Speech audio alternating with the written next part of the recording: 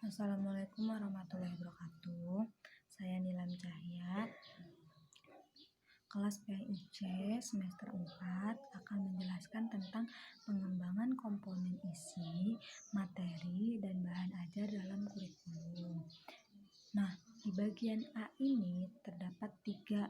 Yang pertama itu pengertian, kedua materi, ketiga bahan ajar.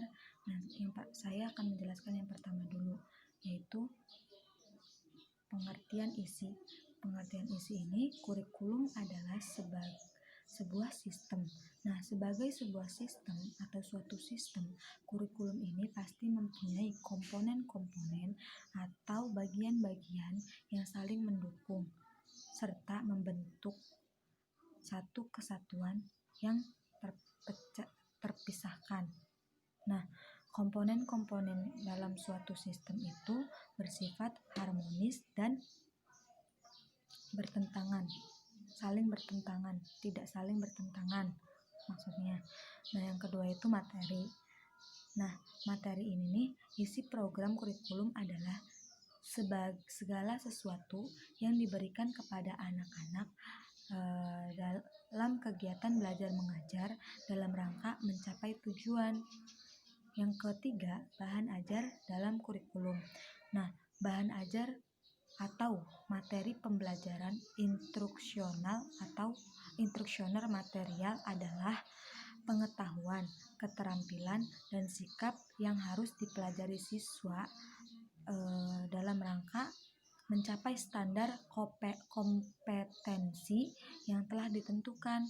Nah, yang bagian B-nya itu jenis-jenis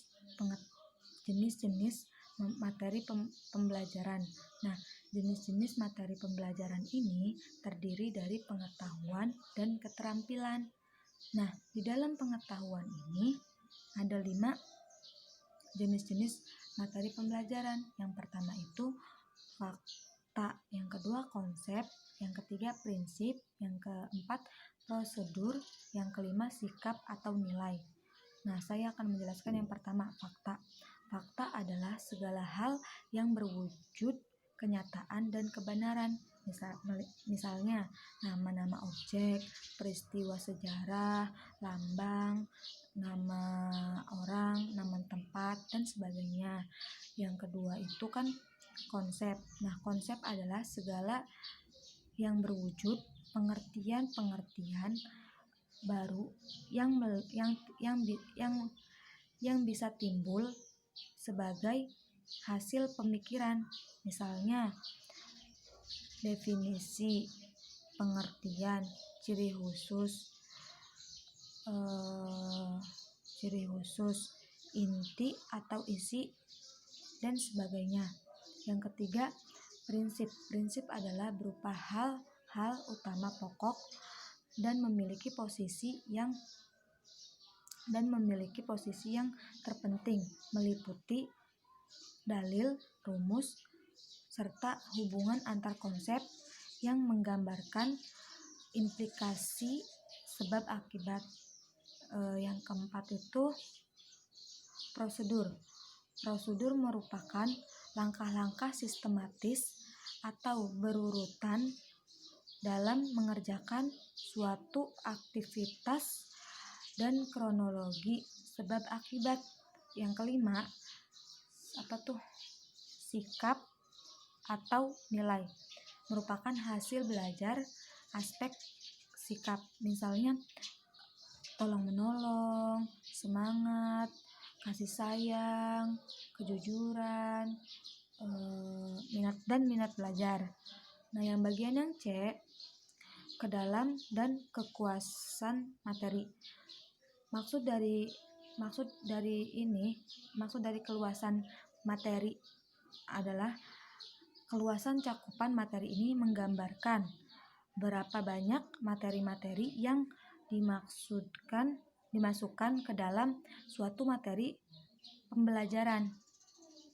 Nah, yang itunya ke dalamnya, sedangkan ke dalam materi itu menyangkut beberapa